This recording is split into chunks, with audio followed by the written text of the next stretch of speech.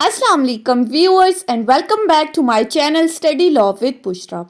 So we were discussing chapter 14 of CRPC and in this video we are going to start from section 166. But before starting the discussion, I request you all to please subscribe to my channel and don't forget to press the bell icon for latest updates. Do share this video with your friends and don't forget to comment your feedback. So let's move towards the discussion.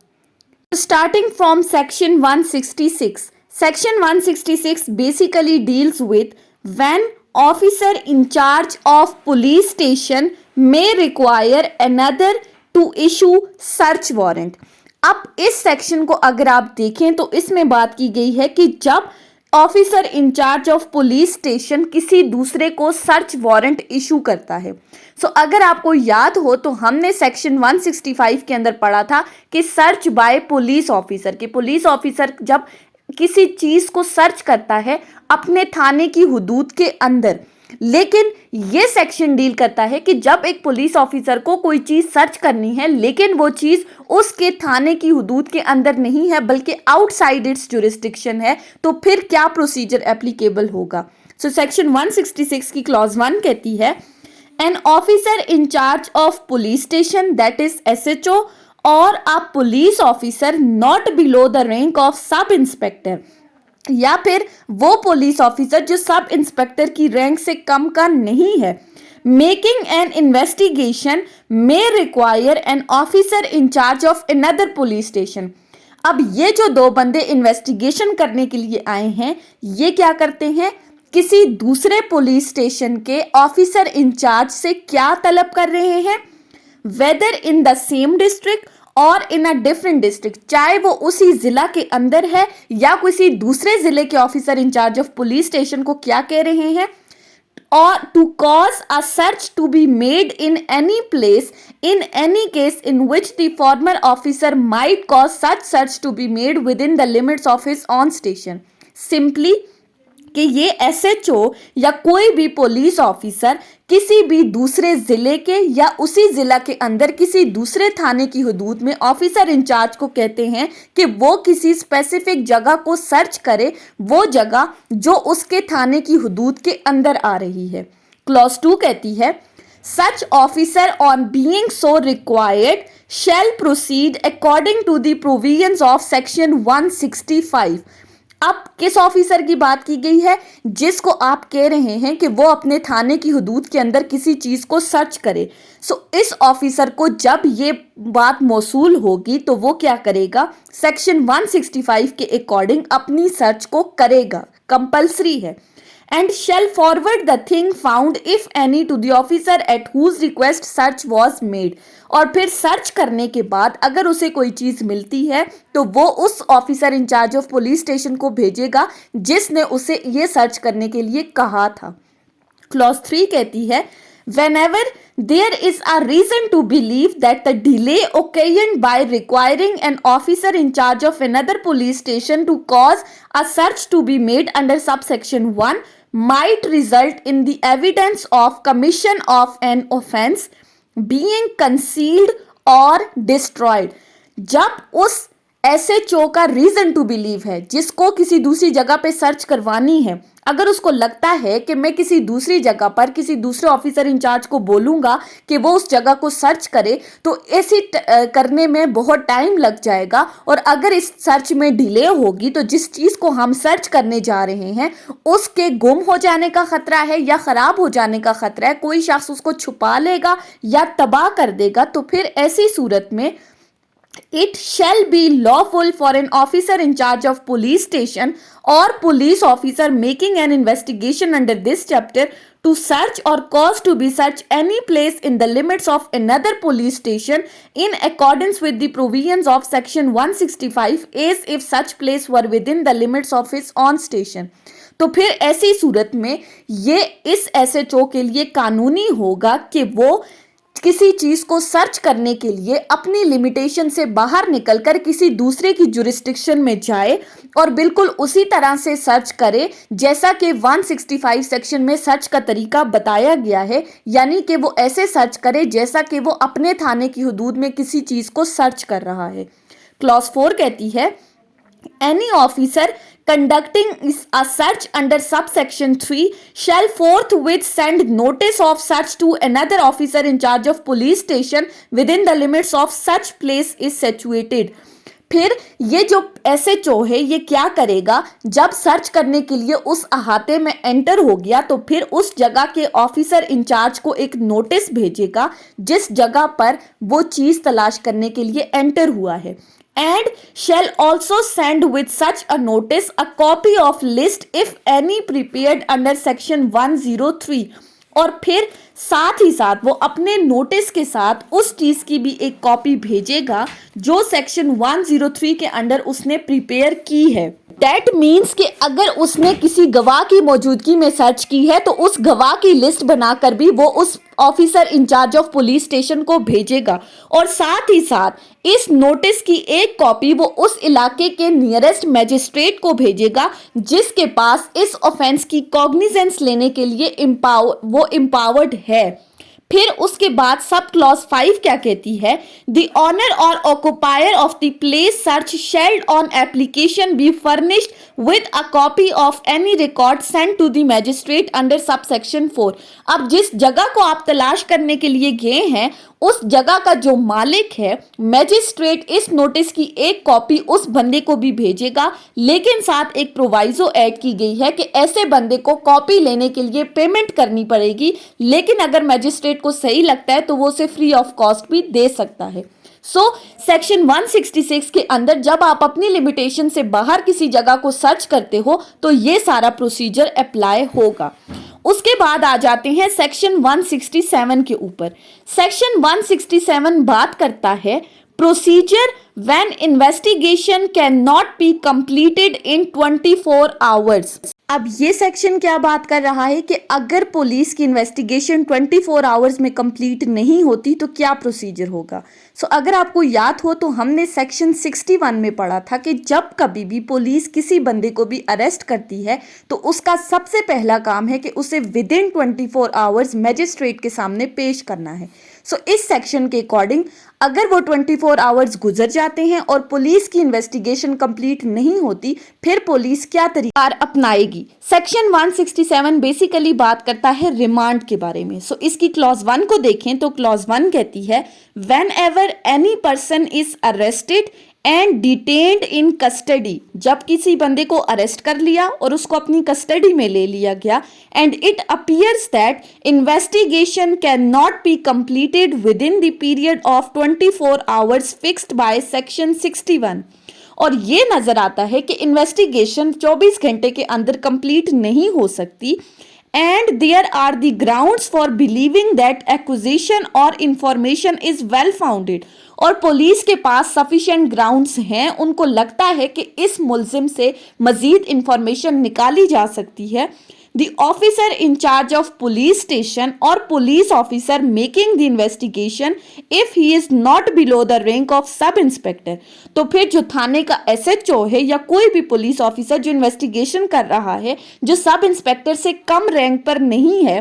he shall transmit to the nearest magistrate a copy of entries in the diary and at the same time accused to such magistrate. तो वो SHO या वो police officer क्या करेगा, उस accused को magistrate के सामने पेश करेगा और साथ ही साथ वो अपनी डेली डायरी की एक कॉपी भी देगा जिसके अंदर उस केस के हालात व वाकयात उसने नोट किए थे.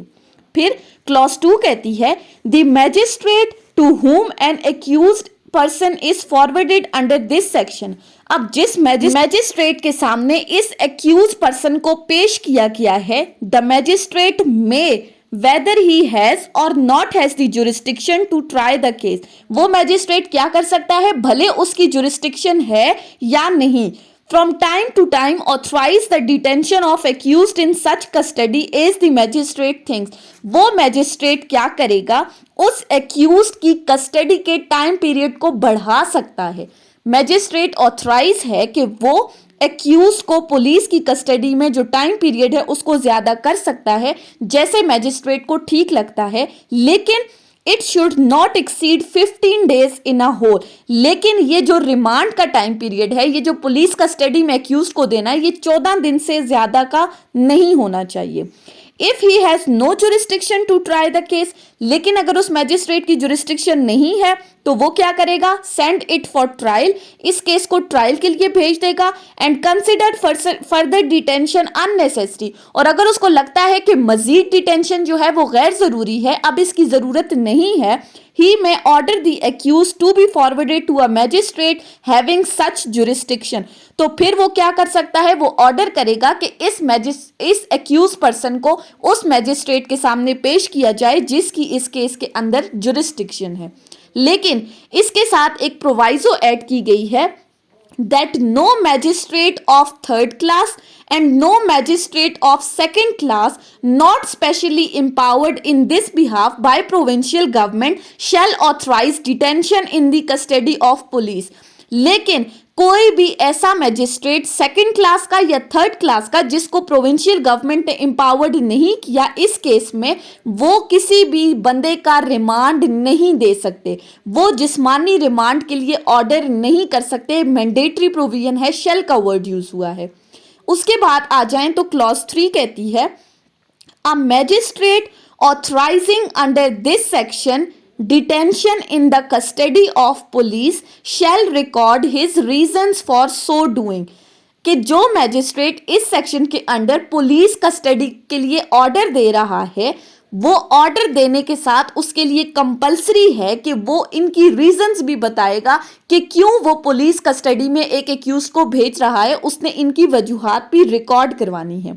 नेक्स्ट क्लॉज 4 में ये बताया है कि जो मैजिस्ट्रेट है वो इस ऑर्डर की कॉपी सेशन जज को भी भेजेगा और साथ ही अपनी रीजंस भी रिकॉर्ड करेगा। क्लॉज 5 कहती है notwithstanding anything contained in section 60 and 61 और hereinbefore to the contrary, section 60 और 61 से हटकर where the accused forwarded under sub section 2 is a female, कि जो हमने सब सेक्शन 2 में बात की कि एक्यूज पर्सन को मैजिस्ट्रेट के सामने पेश किया जाता है, ये क्लॉज कहती है कि अगर तो वो एक्यूज पर्सन कोई फीमेल है तो फिर क्या होगा, the magistrate shall not except in the cases involving qatl or dacoity supported by reasons to be recorded in writing authorize the detention of accused in police custody। तो magistrate के लिए compulsory है कि सवाए कत्ल और डकैती के केसेस के अलावा वो किसी केस में भी फीमेल पर्सन की पुलिस कस्टडी को इजाज़त नहीं दे सकता। यानी कि अगर किसी फीमेल ने का केस ऐसा है कि उसने कहीं कत्ल किया है या कोई डकैती की है तो फिर उस सूरत में वो पुलिस कस्टडी के लिए ऑथराइज है, लेकिन उसके साथ वो अपनी रीजंस भी बताएगा और साथ ही साथ and the police officer making an investigation shall interrogate the accused refer to in sub section 1 in the prison in the presence of an officer of the jail and female police officer. और ये जो police officer investigation करने के लिए आया है, इसके लिए ज़रूरी है कि वो उस फीमेल से जेल में पूछगछ करेगा, लेकिन उस जेल के अंदर उस जेल इंचार्ज का होना ज़रूरी है और साथ ही साथ एक लेडी पुलिस ऑफिसर का होना भी ज़रूरी है।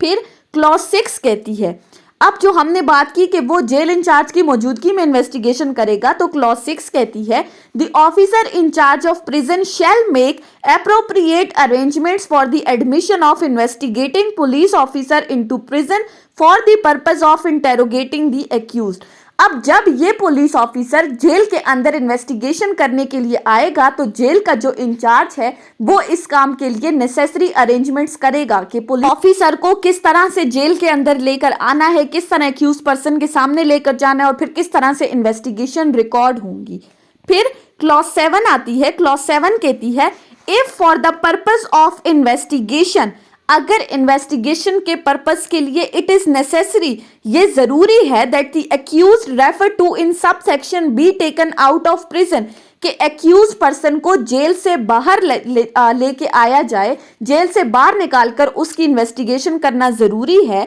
The officer in charge of police station और police officer making an investigation not below the rank of sub inspector shall apply to magistrate in that behalf. तो फिर जो थाने का एसएचओ है या कोई भी पुलिस ऑफिसर जो इन्वेस्टिगेशन करने के लिए आया है, जिसकी रैंक सब इंस्पेक्टर से कम नहीं है, वो मैजिस्ट्रेट को एक एप्लीकेशन देंगे and the magistrate may for the reasons to be recorded in writing permit taking of accused out of prison in the company of female police officer appointed by magistrate। तो magistrate क्या कर सकता है, अपनी reasons record करवाने के बाद एक रिटन ऑर्डर के थ्रू उस पुलिस ऑफिसर को परमिशन दे सकता है कि वो एक्यूज को जेल से बाहर ले जाकर उससे इन्वेस्टिगेशन करे, लेकिन इसके साथ जरूरी है कि मैजिस्ट्रेट एक फीमेल पुलिस ऑफिसर को अपॉइंट करेगा कि वो इसके साथ जाए।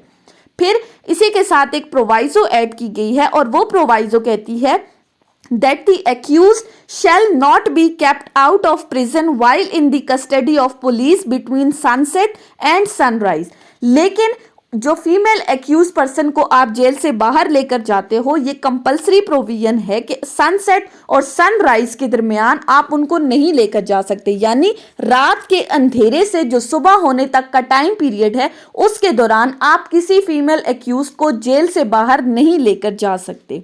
उसके बाद आ जाएं तो हमारे पास है सेक्शन 168। सेक्शन 168 बात करता है रिपोर्ट ऑफ इन्वेस्टिगेशन बाय सब ऑर्डिनेट पुलिस ऑफिसर। अब ये किस रिपोर्ट के बारे में बात कर रहे हैं कि जब कभी कोई पुलिस ऑफिसर अपने बिहाफ पे अपने किसी सब ऑर्डिनेट को किसी जगह पर इन्वेस्टिगेशन के लिए भेजता है, तो वो सब ऑर्डिनेट पर्सन उस इन्वेस्टिगेशन की जो रिपोर्ट तैयार करके लाता है, ये उस चीज के बारे में डिस्कस कर रहा है। सो सेक्शन 168 कहता है व्हेन एनी सब ordinate police officer has made any investigation under this chapter, जब कभी पुलिस ने अपने बिहाफ पे किसी सब ऑर्डिनेट को अपॉइंट किया है और इस चैप्टर के अंदर उसने किसी जगह की इन्वेस्टिगेशन की है, he shall report the result of such investigation to the officer in charge of police station। तो जो इन्वेस्टिगेशन उसने किसी भी केस से मुतालिक, तो उस इन्वेस्टिगेशन की जो रिपोर्ट उसने तैयार की है, कंपलसरी है कि वो उस रिपोर्ट को जो थाने का एसएचओ है